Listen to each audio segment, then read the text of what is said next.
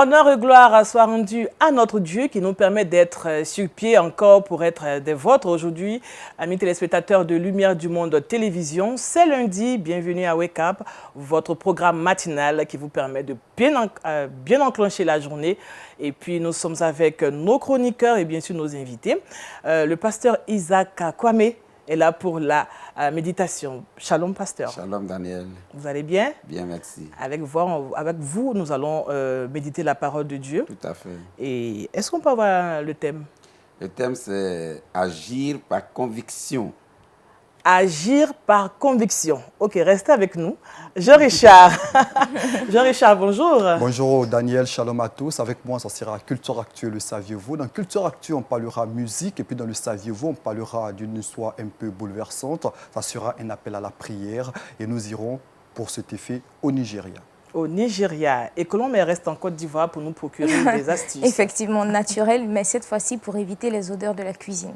Donc, peu importe que ce soit les mauvaises odeurs ou les odeurs après cuisson, on va juste y remédier. D'accord. Merci Colombe. Notre invité, l'invité de Wake Up, il s'agit de M. Zébi Alfred. Bienvenue à vous sur notre plateau. Bonjour Daniel. Bien merci. Réveillé? Ça va. D'accord. Avec vous, on va parler de votre métier, bien sûr. Il s'agit de l'investigation. Vous êtes investigateur. C'est cela. C'est nous qui allons être aujourd'hui appelés investigateurs parce que c'est à vous qu'on va poser des questions. On va mener D'accord. Avec plaisir. Voilà, amis téléspectateurs, c'est ainsi que nous allons partager cette joie. Et sans plus attendre, nous allons partager la graine qui est la nôtre. Il s'agit de la parole de Dieu et c'est la rubrique Méditons ensemble.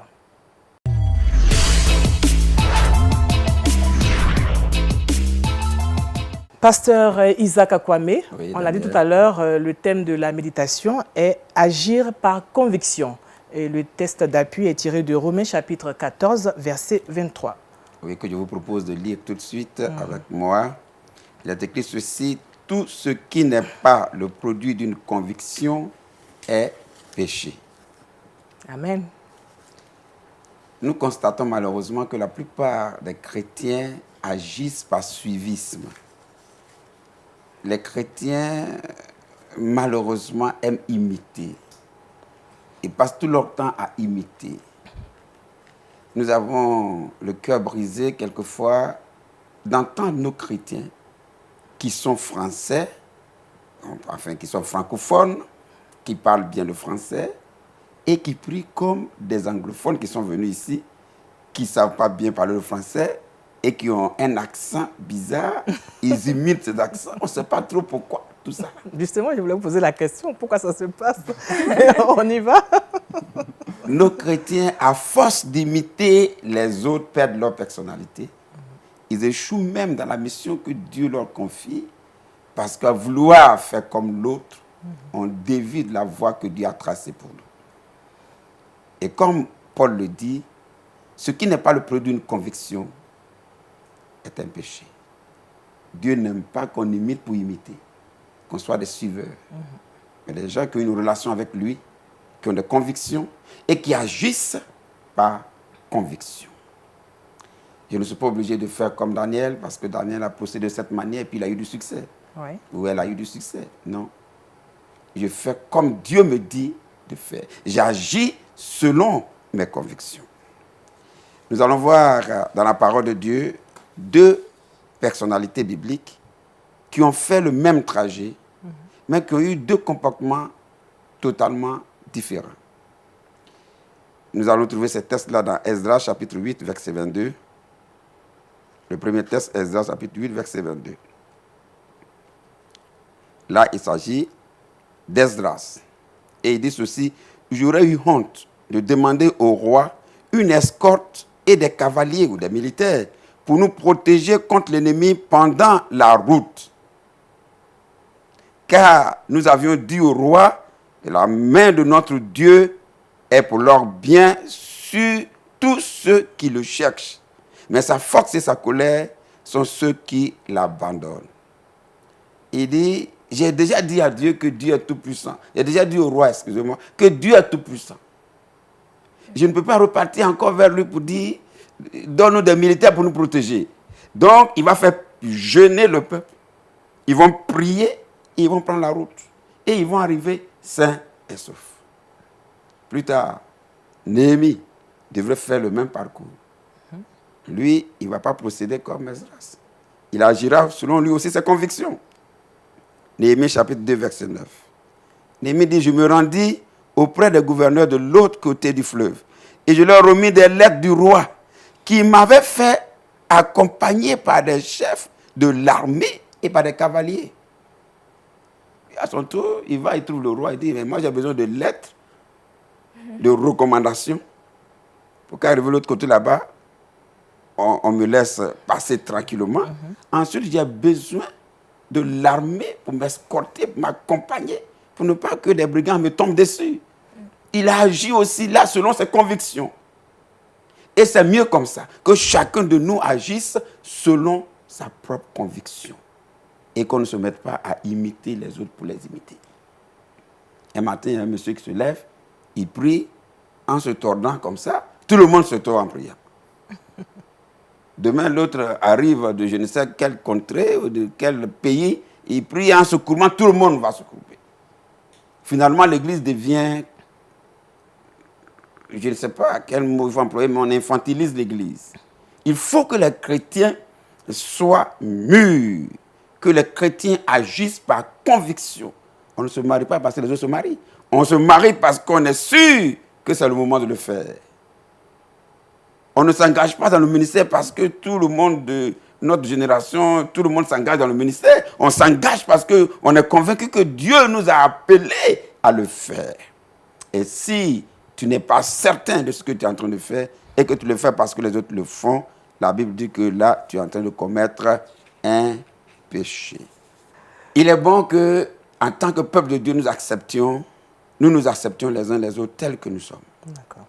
Il faut apprendre à accepter l'autre tel qu'il est et évitons les comparaisons. L'autre chante bien parce que quand il chante, il fait la voix d'une certaine manière.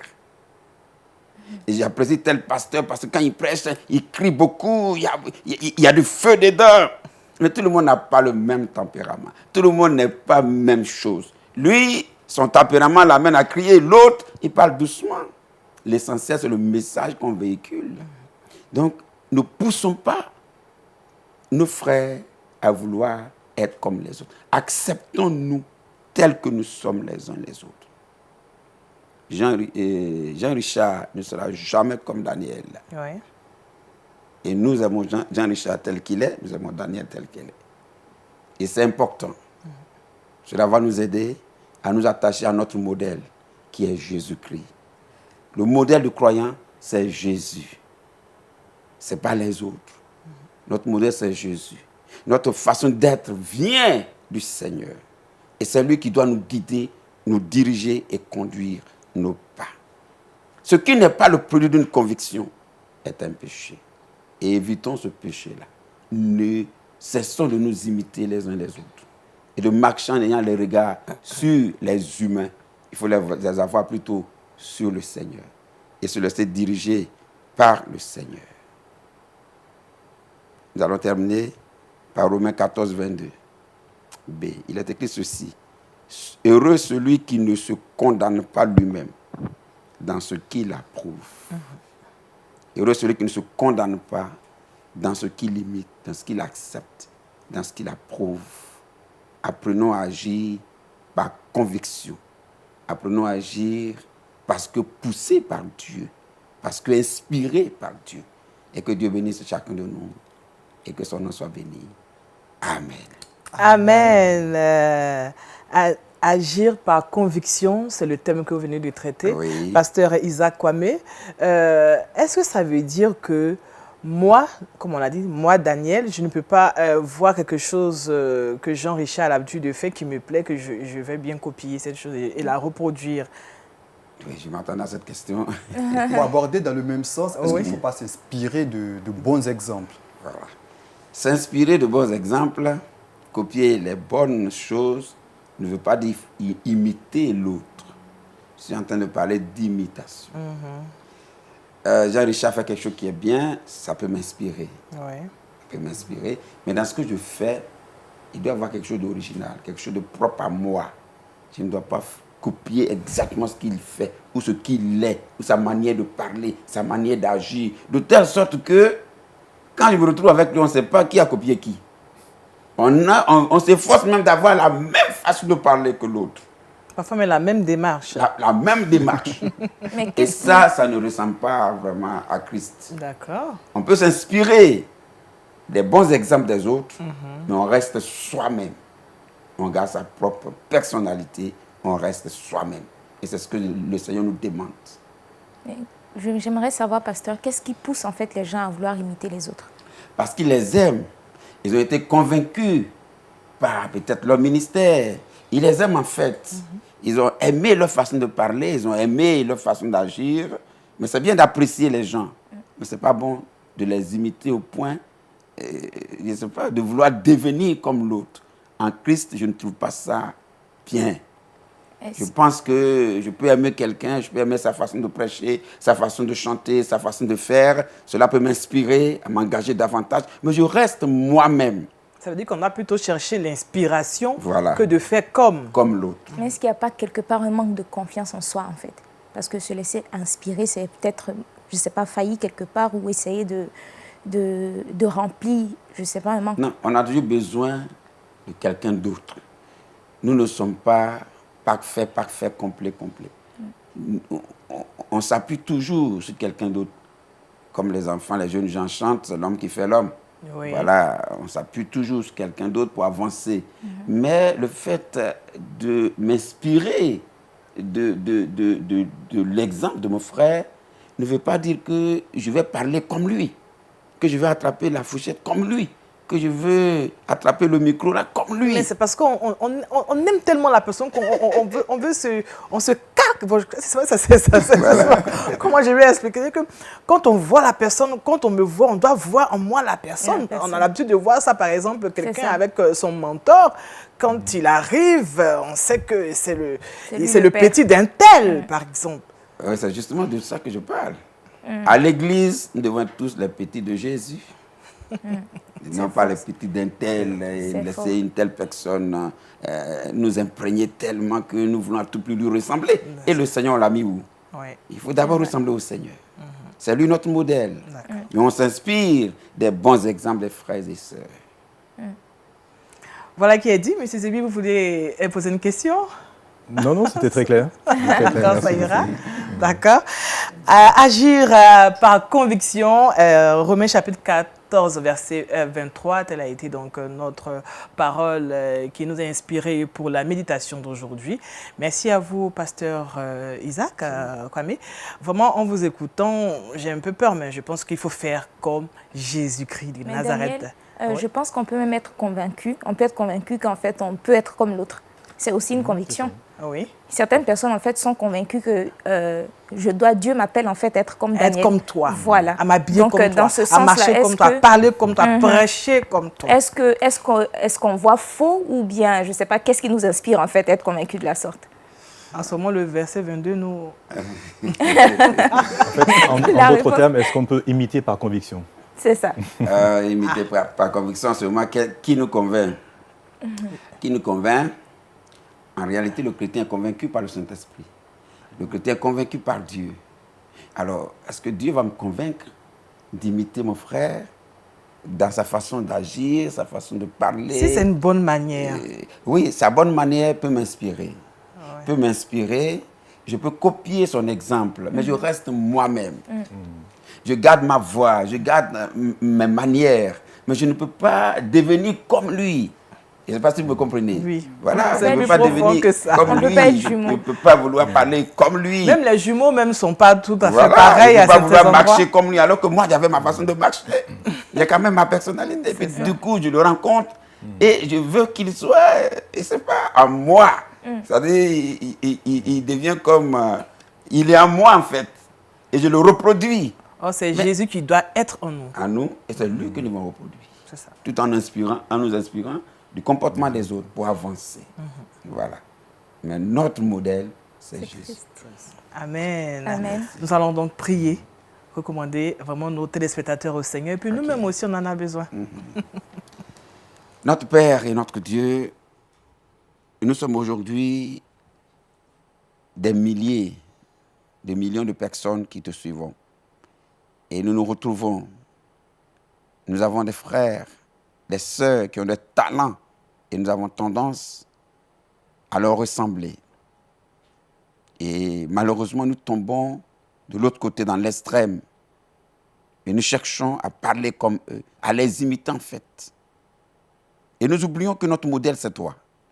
Nous prions que cette exhortation puisse réveiller la conscience des uns et des autres, afin que chacun de nous sache que le modèle par excellence qu'il doit copier dans sa vie, c'est Christ. Et lui-même rester tel en s'attachant au Seigneur et en exprimant son amour à l'égard de ses frères et de ses sœurs. Bénis cette méditation, bénis cette parole dans les cœurs et fais-nous du bien au nom de Jésus. Amen. Amen. Merci, pasteur. En tout cas, nous avons pu tirer quelque chose d'intéressant pour vaquer à nos occupations, mais on ne part pas, on reste toujours. Et cette fois, nous sommes avec Jean-Richard pour Culture Actu.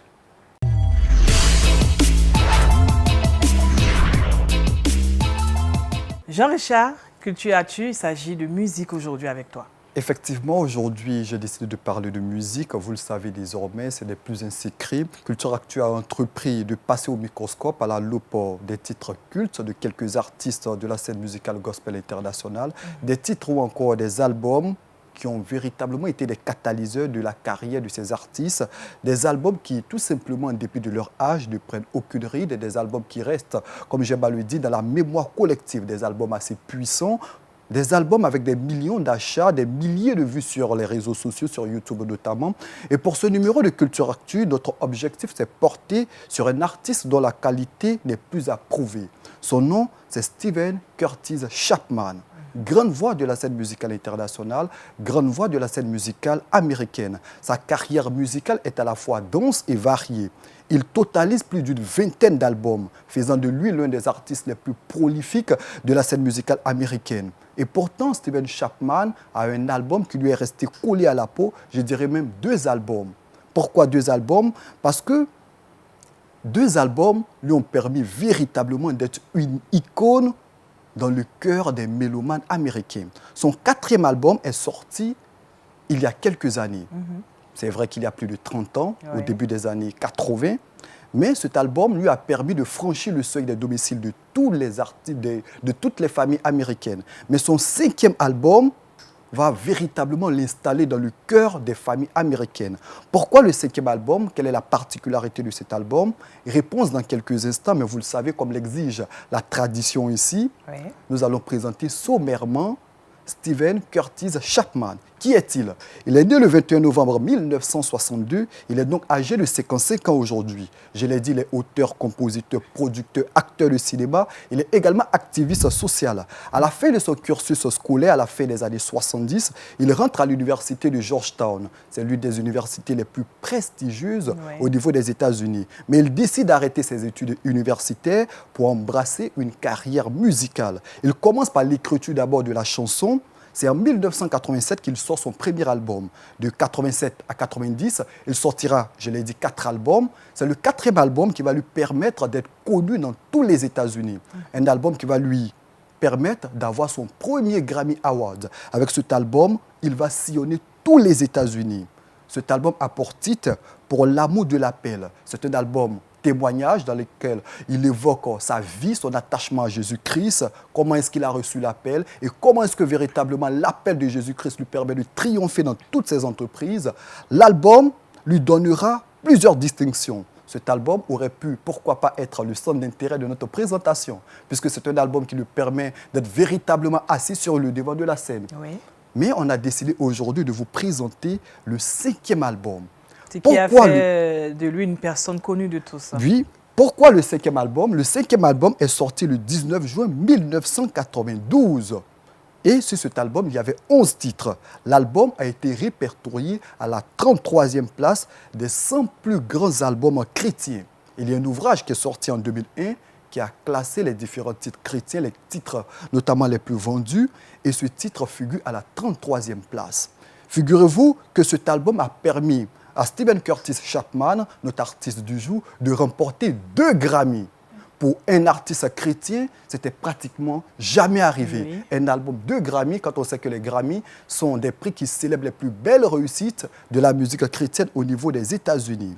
Et l'album continue de sillonner le monde. Et cet album, c'est vrai, il a fort bien marché, plusieurs millions de ventes à travers le monde. Mais avec cet album, il a enregistré une version live de cet album. Le titre de l'album, c'est Great Adventure. Grande aventure. Il parle de son aventure avec Jésus-Christ, comment est-ce qu'il est bien, comment est-ce qu'il est bon d'être avec Jésus-Christ, de mener tous ses combats, de mener toutes ses aventures avec Jésus-Christ. Et cet album-là a fini par l'installer de façon incontestable dans le cœur de tous les mélomanes américains. Aujourd'hui, Stephen Curtis Chapman s'identifie pratiquement avec cette chanson. Lorsqu'il passe quelque part, on ne peut parler de Stephen Curtis Chapman sans son 5e album. Et pourtant, je l'ai dit, il totalise plus de 20 albums. Ouais.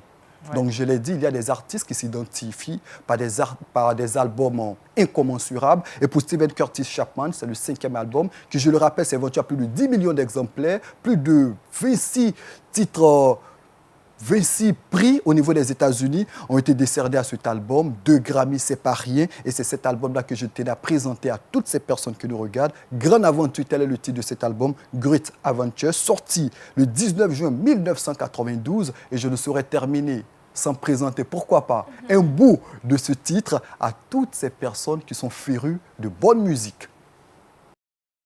Saddle up your horses.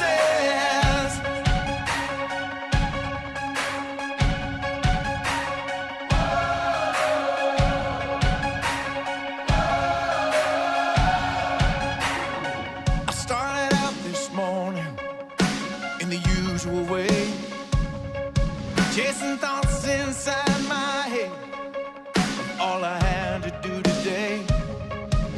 Another time around the circle, trying to make it better than the last. I opened up the Bible and I read about you and me. It said we'd all been prisoners, and God's grace, it sounds so free. And somewhere between the pages, it hit me like a lightning bolt. I saw a big frontier in front of me, and I heard somebody say, let's go. Saddle up your horses, we got a trail to blaze. Throughout the yonder of God's amazing grace, let's follow our leader into the glorious unknown. This is a life like no other. Whoa, whoa. This is the great adventure.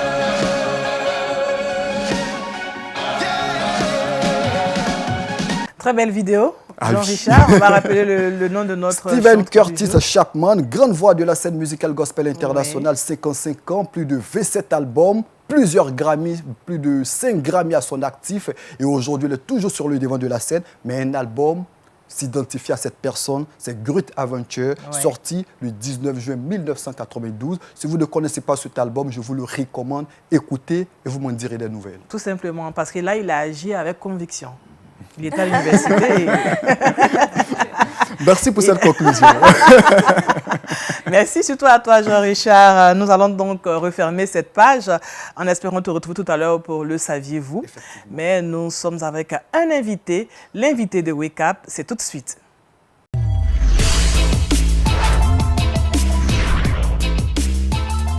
Shalom à vous, Monsieur Zébi Alfred. Vous Bonjour, êtes Daniel. notre invité de Wake Up aujourd'hui et vous êtes investigateur. Oui. C'est quoi un investigateur? C'est un mot très mystérieux, mais en Oui. fait, c'est un enquêteur, tout simplement. D'accord. Donc, on ne parle pas d'enquêteur là, de police ou dans les forces armées ou autres, mais on parle bien d'enquête interne. Donc, c'est un investigateur interne, quelqu'un qui travaille au sein d'une entreprise ou d'une organisation internationale, et dont le métier consiste à regarder Oui. les problèmes qui se passent au sein de l'entreprise. Donc, on parle d'enquête administrative. Ouais. Alors, c'est un métier qui s'est développé il y a à peu près 20 ans, suite à un gros scandale qu'il y a eu au sein des Nations Unies pendant la guerre du Golfe. Il y a eu une opération qui s'appelle Oil for Food, où on a découvert plus tard qu'au sein donc, des Nations Unies, il y a eu plusieurs, je dirais, personnes qui ont été entraînées à faire des choses peu recommandables. Et donc, la demande faite par les États, donc membres des Nations Unies, c'est de mettre en place au sein de chaque organisation, membre, en tout cas agence des Nations Unies, une équipe qui va être dédiée à enquêter sur les cas de fraude, de corruption, de malversation, de conflit d'intérêts, en fait, tout ce qui peut être problème interne. Donc, c'est un métier qui s'est développé et au départ, des agences ou des institutions comme la Banque mondiale ou le PNUD avait peut-être des équipes de 2-3 personnes et aujourd'hui, on se retrouve avec des équipes peut-être de 20-40 enquêteurs dédiés uniquement à enquêter sur ce qui se passe en interne lorsque les fonctionnaires donc, font des irrégularités, commettent des fraudes, ou alors lorsqu'un bénéficiaire de fonds, parce qu'il y a pas mal de donneurs de fonds, reçoit des fonds et dans la gestion des fonds, donc, va faire une mauvaise gestion de ces fonds-là. Soit via la corruption ou mauvaise gouvernance ou conflit d'intérêts, népotisme. Donc là, l'enquêteur va être amené à aller enquêter chez le récipiendaire des fonds et déterminer s'il y a eu oui ou non fraude. Alors, comment ça se passe? Ce sont des plaintes qui sont déposées auprès de vous ou bien vous-même, en tant qu'investigateur, lorsque vous regardez qu'il y a des choses qui ne sont pas comme il se doit, qui ne vont pas comme il se doit, tout de suite, vous procédez à votre travail? C'est une très bonne question parce qu'en fait, la différence entre l'audit et l'enquête, c'est que l'enquête vient d'une plainte ou d'une allégation. C'est-à-dire qu'on va recevoir un message qui dira, voilà, tel monsieur a des pratiques peu recommandables. Ça peut être plus ou moins précis, mais c'est une allégation à la base qui va déclencher une enquête. Alors qu'un audit, c'est le contrôle régulier des activités d'une entreprise. Donc, l'enquête part toujours à partir d'un fait qui est avéré ou non. Donc, ça va consister à examiner les faits et déterminer si le fait a été oui ou non commis, et s'il a été commis, qui en a été l'auteur. Donc, vous avez entièrement raison, l'enquête démarre à partir d'une allégation. D'accord. Donc, c'est toutes sortes de plaintes, du genre harcèlement sexuel, par exemple. Mauvaise écriture comptable. Non, là, vous n'intervenez pas. En fait, il y a 3 grandes catégories. Il y a les fraudes, donc, je dirais les abus de biens de l'entreprise. Donc, ça peut être du vol, ça peut être abuser des bénéfices, on appelle ça en anglais, comment on appelle ça, des avantages sociaux. Ça peut être l'école qui est payée par l'organisation. Au lieu de déclarer une école qui coûte 10 000, vous allez déclarer une école qui coûte 100 000 alors qu'elle ne coûte que 10 000. Donc ces petites fraudes-là qui sont perpétrées donc, par les agents. Ça peut être aussi des relations, donc des abus de pouvoir, des abus de position dominante, du harcèlement moral, du harcèlement sexuel aussi, ça arrive beaucoup. Et puis, enfin, c'est tout ce qui est fraude commis par des tiers à l'occasion de contrats de marché ou de passation de contrats de service. Donc, là encore, c'est une autre catégorie, c'est tout ce qui est grosse corruption et veiller à la traçabilité. Donc, on va tracer les fonds qui ont été donnés à ces partenaires-là.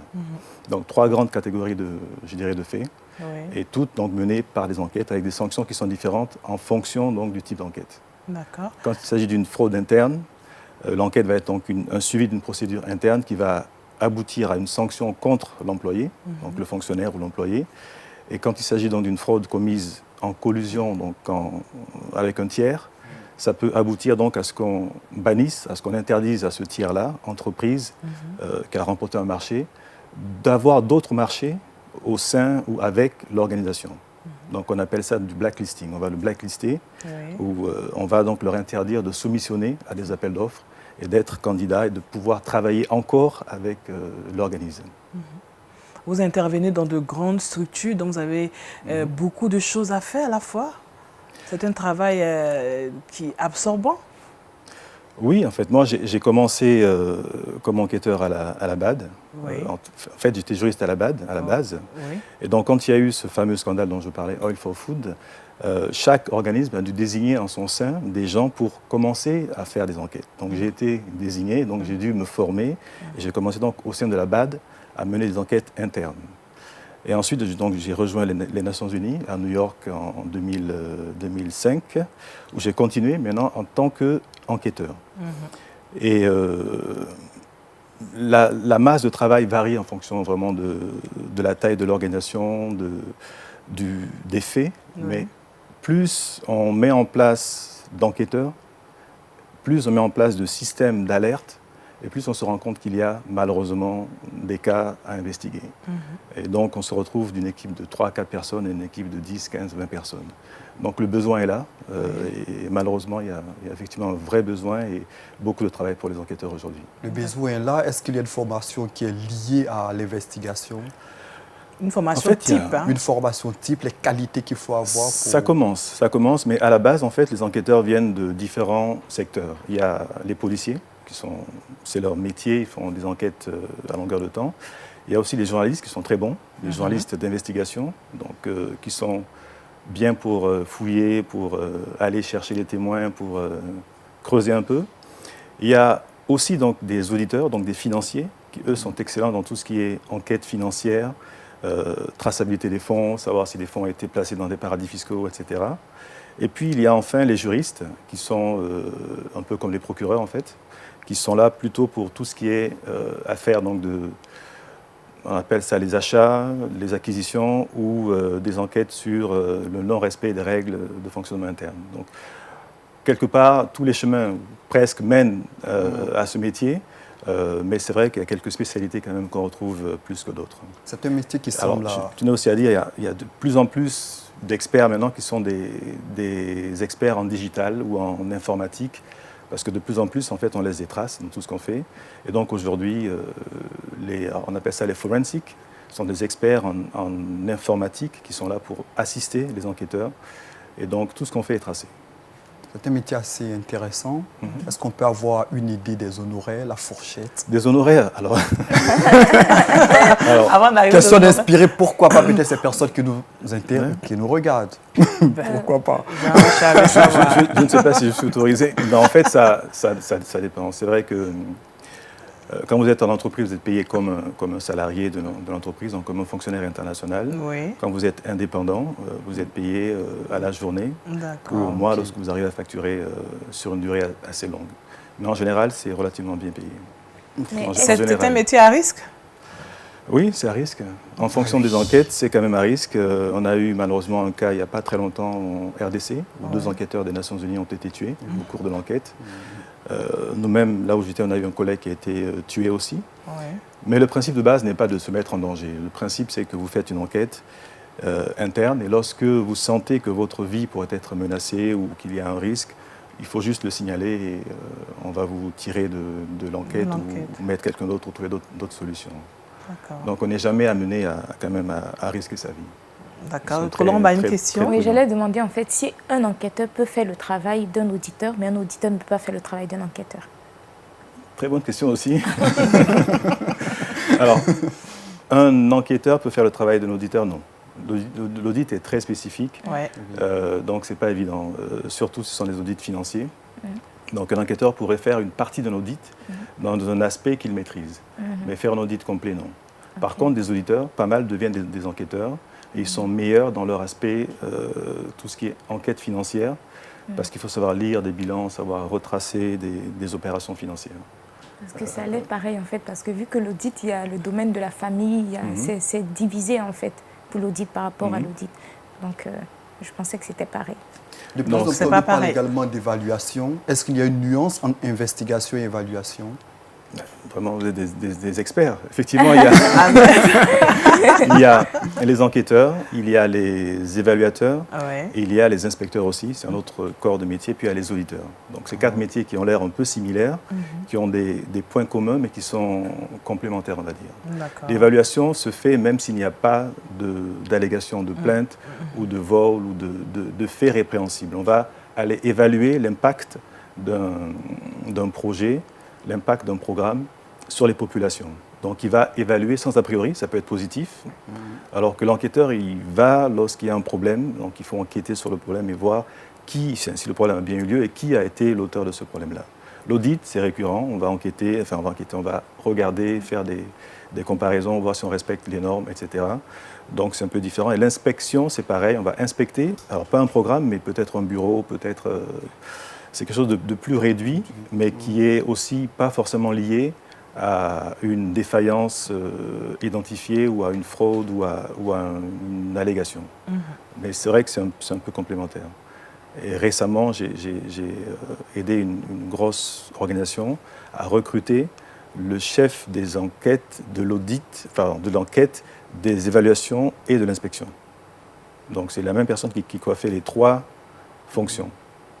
Super. Alors, vous, ça fait 20 ans que vous exercez ce métier d'investigateur. Comment est-ce que vous avez commencé jusqu'à maintenant? Est-ce que vous pouvez nous faire un petit témoignage, nous dire un peu comment est-ce que ça se passe? Alors, moi, à la base, en fait, je suis un juriste. Donc, j'ai commencé comme avocat en France, avant de rentrer en Côte d'Ivoire, où j'ai travaillé aux Grands Travaux avec M. Thiam, avant de rejoindre la BAD comme juriste. Et j'étais là en charge donc, de tous les contrats de la Banque africaine. Et c'est là, donc, comme je l'expliquais, il y a eu cette demande générale de mettre en place, au sein de chaque organisation, de mettre en place des enquêteurs, de mettre en place des gens dédiés à pouvoir mener des enquêtes internes. Donc j'ai été désigné, j'ai trouvé ça intéressant, donc j'ai dû suivre une formation pour quand même apprendre à conduire un entretien, apprendre à analyser certaines données. La formation, vous avez suivi la formation en Côte d'Ivoire ou à l'extérieur? À l'extérieur. D'accord. À l'extérieur. Et donc c'est un peu par hasard que je suis arrivé à ce métier, parce que, comme je l'expliquais, on peut arriver à ce métier en étant journaliste, auditeur ou juriste. Donc en tant que juriste, j'étais vraiment spécialiste de tout ce qui est, on appelle ça des procurement fraud, donc tout ce qui est fraude dans les acquisitions, dans les achats, et puis tout ce qui est détournement de fonds et non-respect des règles de fonctionnement interne. D'accord. Il y a eu des moments vraiment de joie, mais aussi des moments de pleurs, même si vous êtes un homme. De pleurs, peut-être pas, mais c'est un métier qui n'est pas facile. Parce que c'est vrai que vous vous retrouvez quelque part à la base d'une sanction contre un collègue. Ouais. Parce que c'est quelqu'un que vous croisez parfois et vous vous retrouvez à devoir faire un rapport qui va l'accuser. Moi, j'avais une particularité, j'étais le seul Africain de l'équipe et je couvrais l'Afrique. Je comptais la dernière fois, j'ai fait à peu près 38 pays en Afrique. En faisant des enquêtes, dont certains plus de peut-être 3-4 enquêtes par an. Mais les gens se raccrochaient souvent à moi en tant qu'Africain, se demandant si je pouvais comprendre la raison, leur motivation. Et des pères de famille qui vont perdre leur travail, qui vous demandent « mais qu'est-ce que tu peux faire pour moi, mon frère ?» Et c'est difficile parce que c'est vrai que vous repartez, mais la personne est là, elle va perdre son travail parce qu'elle a fauté, mais... Vous faites votre travail. Voilà, à un moment donné, il faut se détacher. Par conviction, il faut se détacher. Et puis, c'est pas contre quelqu'un, c'est juste une procédure que vous suivez. Et les conséquences sont les conséquences, quelles qu'elles soient. Même si elles sont parfois dures, mais bon, comme on dit... Est-ce que vous conseillerez ce métier à quelqu'un? Oui, c'est un métier qui se développe. Oui, il y a un vrai besoin aujourd'hui. Encore une fois, c'est à chaque fois qu'il y a des problèmes que le métier se développe. Il y a eu un gros scandale au sein d'une grosse ONG où un des patrons était impliqué dans du harcèlement sexuel et ça n'a pas été dénoncé. Donc aujourd'hui même les ONG, on leur demande pour être éligibles à recevoir certains fonds, à mettre en place au sein de leur organisation des procédures. Donc ça peut être mise en place de codes de conduite, des codes d'éthique et ensuite mettre en place donc, des procédures pour enquêter lorsqu'il y a des faits répréhensibles. Donc là encore, c'est un nouveau domaine qui s'ouvre pour les enquêteurs. Et malheureusement, il y a très peu d'enquêteurs francophones. Il y a un vrai vide. Il y a beaucoup d'anglophones, beaucoup d'Australiens, de Néo-Zélandais, d'Anglais, Scotland Yard et autres, mais il y a très peu de francophones. Et donc la demande est relativement forte pour les francophones. La seule contrainte, il faut être francophone, mais il faut parler anglais, de préférence. Puisque dans certains, les rapports sont en anglais. Donc même si l'enquête est menée en français, le rapport final va sortir en anglais, dans la plupart des organismes. Certains sont plus flexibles, mais l'anglais est un atout aussi. C'est tout de même un métier passionnant. Oui. Intéressant. C'est intéressant parce que je pense que ça contribue à la lutte contre la corruption. Ouais. Et puis à l'éthique.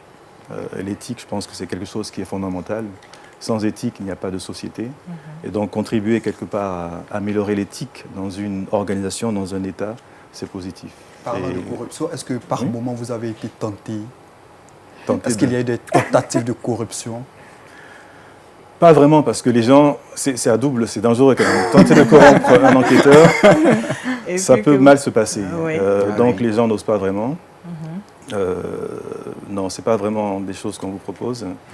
Mais c'est vrai qu'on essaie d'être gentil avec vous, on vous traite bien, on vous Et met puis aux c'est- petits c'est soins, un Tout en métier qui- espérant avoir des faveurs. tout en espérant que vous ne soyez pas trop sévère. On peut vous distraire aussi. Oui. J'ai eu des cas où on a distrait la personne. Il y a des pays où vous êtes surveillé, vous arrivez, vous êtes surveillé. Malgré votre discrétion, vous êtes surveillé. Oui, oui, bien sûr. Les gens savent que vous arrivez pour une enquête, donc ils vous surveillent. Donc c'est pas, en tout cas, c'est pas fréquent. J'ai pas eu d'exemple où on a tenté de corrompre un enquêteur. Ou je n'étais pas au courant. C'est intéressant, c'est un peu comme les agents de la CIA. C'est ça. Pas, Ils vont en mission. pas aussi loin. Aussi, Pas aussi Pas loin. aussi, c'est quand même une enquête administrative. C'est pas des crimes, enfin ça peut être des crimes parfois, puisque le viol est un crime. Mais en général, quand c'est comme ça, on arrive à confier l'affaire maintenant aux autorités locales qui, elles, vont mener une enquête avec tous les moyens de la justice, la possibilité d'avoir accès à des comptes bancaires, des moyens d'enquête que n'ont pas toujours l'enquêteur interne. Et dans tous les cas, vous avez toujours de bons résultats. Ah non. Vous êtes toujours... Ah, Non, pas Ok. toujours. Pas toujours. Mais est-ce que vous avez des Pas regrets toujours. De quoi? dans l'exercice de votre fonction? Vous avez eu des regrets parfois? D'avoir raté... Quelque L'émission. chose, Pas- une D'avoir enquête sanctionné certaines d'avoir personnes. sanctionné, oui. Non, parce que alors, ce qui est bien, c'est que le doute profite quand même à la personne. Donc si vous n'avez pas assez de preuves, bien que le niveau ne soit pas le même qu'en crime, en matière criminelle, lorsque vous n'êtes pas certain de la culpabilité, entre guillemets, de la personne, vous n'avez pas de sanction, vous n'allez pas au bout de la sanction. Donc c'est quand même... Voilà, le doute bénéficie quand même à la personne. Voilà, Monsieur Zebi, à fois nous sommes déjà au thème de notre entretien avec vous, mais qu'est-ce qu'on peut retenir de votre travail d'investigation? Qu'est-ce qu'on peut retenir? Qu'est-ce qu'on peut retenir? C'est que c'est un travail qui est relativement peu connu, un métier qui est peu connu. Oui.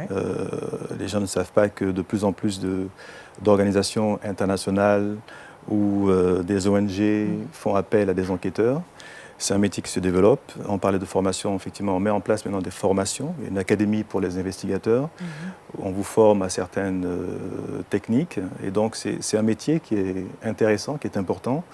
Il y a des pays où aujourd'hui, on met en place dans chaque entreprise des ethics officers, donc des points focaux qui sont là pour conseiller les gens de l'entreprise lorsqu'ils ont des doutes sur certaines actions. Est-ce qu'il y a un conflit d'intérêts? Est-ce que je peux faire ci, je peux faire ça? Donc ça encore, ça élargit le spectre de ce métier, parce qu'on peut devenir ethics officer dans une entreprise. On peut élargir aussi sur tout ce qui est prévention. Donc on n'est plus dans l'enquête, mais on fait tout ce qui est analyse des risques. Est-ce que l'entreprise est exposée à des risques de fraude, de corruption? Donc encore une fois, c'est un métier qui s'élargit. Donc je dirais, il faut s'y intéresser, Les il jeunes faut peuvent s'y intéresser. venir, parce que c'est un métier qui a de l'avenir et qui est important. D'accord. Voilà. Merci à vous. Merci. Pasteur, Monsieur Zebi a parlé, hein? Oui, je voudrais juste lui demander si les États africains ou les États ont leurs investigateurs. Alors, en principe, oui. Les États ont leurs investigateurs parce qu'il y a le corps des inspections d'État dans tous les pays. Et donc, ils font des enquêtes. Mais c'est vrai qu'il y a peu de pays qui ont atteint, je dirais, certains niveaux de mise en place de structures d'enquête au sein de chaque administration. Mais c'est un processus qui est en cours et j'espère qu'il va aller à terme. Il faut juste une vraie volonté de le faire. Merci. Merci. Alors, chers téléspectateurs, nous recevions tout à l'heure M. Zebi Alfred, investigateur. Avec lui, nous avons fait le tour. En tout cas, il a dit tout à l'heure, c'est un métier d'avenir. Il faut s'y mettre. Je pense que je vais essayer de voir comment je peux, après, voir... Oui, comment les femmes, comment on dit, on dit aussi investigateur. Investigatrice, on peut dire aussi, Ok, ou bon, peut-être enquêtrice. qu'un jour je vais devenir investigatrice. Je vais voir. Je vais réfléchir. long chemin à faire. Un long chemin. Toujours est-il qu'il a dit c'est un métier prenant, mais un métier quand même passionnant, qui vous permet aussi de rencontrer beaucoup de personnes. Beaucoup de personnes. Beaucoup de voyages. De beaucoup vrais comme de fausses. rencontres. D'accord. Comme moi j'aime voyager, je pense que... Ok. Tout de suite, on va partir pour nos astuces avec Colombe et c'est le Trick Box.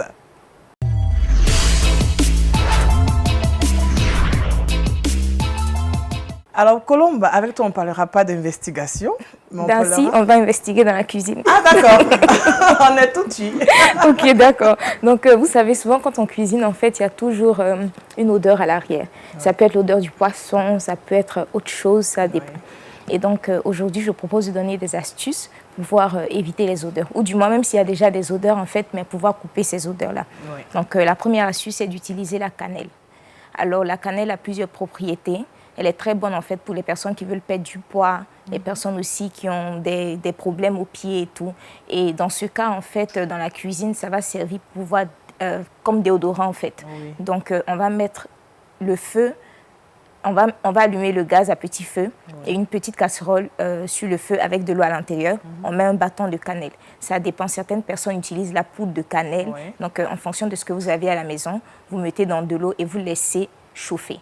Et pendant que ce sera en train de chauffer, en fait, l'odeur va se dégager et ça va se répandre dans la cuisine. Certaines personnes, en fait, pendant qu'elles cuisinent, elles laissent la porte ouverte ou bien, ça peut être après, pendant qu'on est en train de servir et tout. Donc, l'odeur se propage en fait dans toute la maison. Donc quand c'est comme ça, pendant que la cannelle est au feu, on peut laisser aussi la porte ouverte afin qu'elle puisse se propager aussi dans toute la maison. Donc voilà, c'était la première astuce. Ensuite, en seconde astuce, nous avons la vanille. La vanille est quelque chose que nous ignorons tous, mais qui est très bonne aussi pour pouvoir captiver l'odeur en fait pendant la cuisson. Généralement, on l'utilise en sucre vanillé pour nos gâteaux et autres. Mais il y a des essences en fait de vanille aussi qui existent. Et ces essences-là, on les utilise dans de l'huile. Par exemple, si on fait des fritures, si on est en train de frire les pommes de terre ou je ne sais pas, ça peut être la banane. On met quelques gouttes d'essence dans l'huile et en fait, ça va couper l'odeur carrément de ce qu'on est en train de faire pour ne pas que ça se propage. Bon, ça, voilà. Là, donc, ok, là, ça ne va pas gêner les voisins. Okay. C'est ça en fait. Donc, il ne faut pas recevoir des gens que vous n'allez pas inviter. On ne fait mon aloco. Et puis, voilà, ça sent bon et ils ne peuvent pas manger aussi avec vous. Parce qu'ils ne savent pas de quoi il s'agit. C'est ça. Mais en même temps, pour les personnes qui aiment les bonnes odeurs, vous pouvez laisser, quoi. D'accord. Donc, c'était ça la deuxième astuce. Et en troisième astuce, nous avons les pelures d'orange. Les pelures d'orange aussi, la peau d'orange est très bonne. Et figurez-vous qu'elle est très bonne aussi contre la mauvaise haleine. Donc ici, elle sera importante aussi pour aspirer les mauvaises odeurs dans la cuisine. Et ce sera le même procédé. Un peu d'eau dans une casserole à feu doux et on laisse à l'intérieur. On laisse bouillir en fait et l'odeur va se propager. Ou carrément, on peut mettre directement même la peau de l'orange sur le feu. Donc pendant que c'est en train de brûler, l'odeur que ça donne, ça va se répandre effectivement. Et nous avons aussi le bicarbonate de soude que j'aime beaucoup utiliser. Oh, qui intervient là encore. Oui, qui intervient. Et on le laisse aussi fondre. Donc son odeur en fait... ça n'a pas d'odeur comme les autres, mais en tout cas, ça permet d'aspirer les mauvaises odeurs dans la maison. Donc, c'était ça pour aujourd'hui. Je récapitule. Oui, on va récapituler parce que tu as parlé de beaucoup de choses aujourd'hui. Effectivement. Donc, en premier, nous avons la cannelle. Ça peut être en poudre comme en bâton. En second, nous avons la vanille, l'essence de vanille. En troisième, nous avons les pelures d'orange, donc la peau d'orange pour les personnes qui ne savent pas. Oui. Et on a aussi le bicarbonate de soude en quatrième. C'était tout pour aujourd'hui. Ah oui, pour éradiquer les mauvaises odeurs dans nos cuisines. Merci Colombe, et puis on va te retrouver tout à l'heure pour le verset boussole. Mais avant, Jean-Richard est encore là et cette fois, il va répondre à sa question. Le saviez-vous?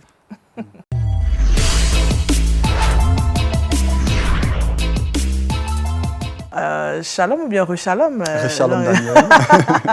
Alors aujourd'hui tu nous entraînes au Nigeria. Effectivement, pour parler de quelque chose d'assez triste, vous le savez depuis quelques semaines, le Nigeria fait l'actualité en matière de persécution chrétienne. Vous le savez, j'ai donné les chiffres ici il y a cela quelques jours. Ce sont plus de 6000 chrétiens qui ont été tués au Nigeria depuis le début de l'année 2018. 6000 chrétiens. Le chiffre est énorme, le chiffre est assez effrayant. Et pourtant, le Nigeria est un pays laïque.